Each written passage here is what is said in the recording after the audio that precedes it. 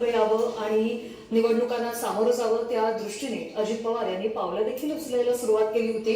मात्र त्यापूर्वीच आता काळाने घाला घातलेला आहे आणि अजित पवार यांचा दुर्दैवी असा अंत झालाय. विमान अपघातात अजित पवार यांचा मृत्यू झालाय.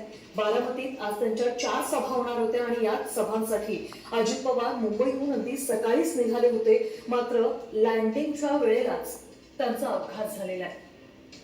अजित पवारांसोबतच्या सगळ्याच नेत्यांसाठी हा मोठा धक्का आहे.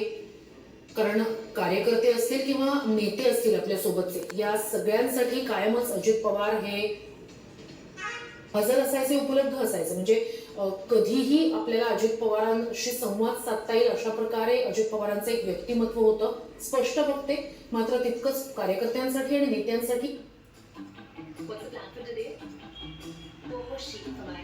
Coffee day, business lunch, elevator class 6 with a vintage watch. Glam sequence records and app. Harpal on trend with Amazon. From global brands to indie brands, Amazon, Harpal, Fashion. कुटुंबासाठी हा मोठा धक्का. सुप्रिया सुळे आणि सुनेत्रा पवार बारामतीसाठी रवाना झालेले आहेत.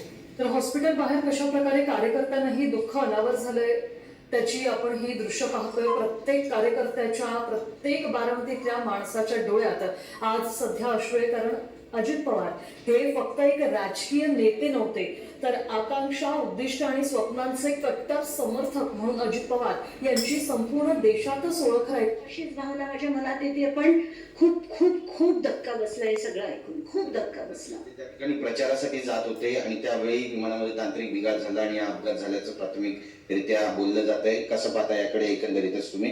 अपघात आहे, घातपात आहे, नेमकं काय वाटतंय? नाही, काहीच माहित नाही. आता DGCA कडनं आता ही फक्त बातमी तुमच्याकडून कळली. खूप डिस्टर्बिंग झालंय हे ऐकूनच आणि मन सुन्न करणाऱ्या गोष्टी आहेत त्या. म्हणजे मला काहीच शब्दच नाही आहेत माझ्याकडे, काहीच बोलण्यासारखं नाहीये. बरेच लढे दिले आणि सिंचन घोटाळे पण बाहेर काढले. तो सगळा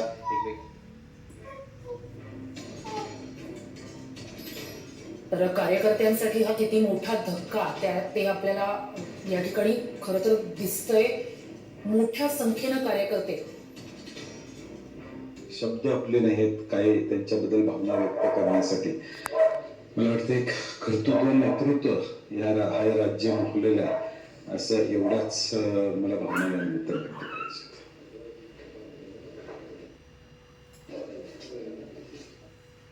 नेत्यांसाठी हा मोठा धक्का. कारण प्रचाराच्या रणधुमाळीत हे सगळे नेते सध्या होते. मुख्यमंत्री, उपमुख्यमंत्री दोन्ही हे जिल्हा परिषद आणि पंचायत समितीच्या साठी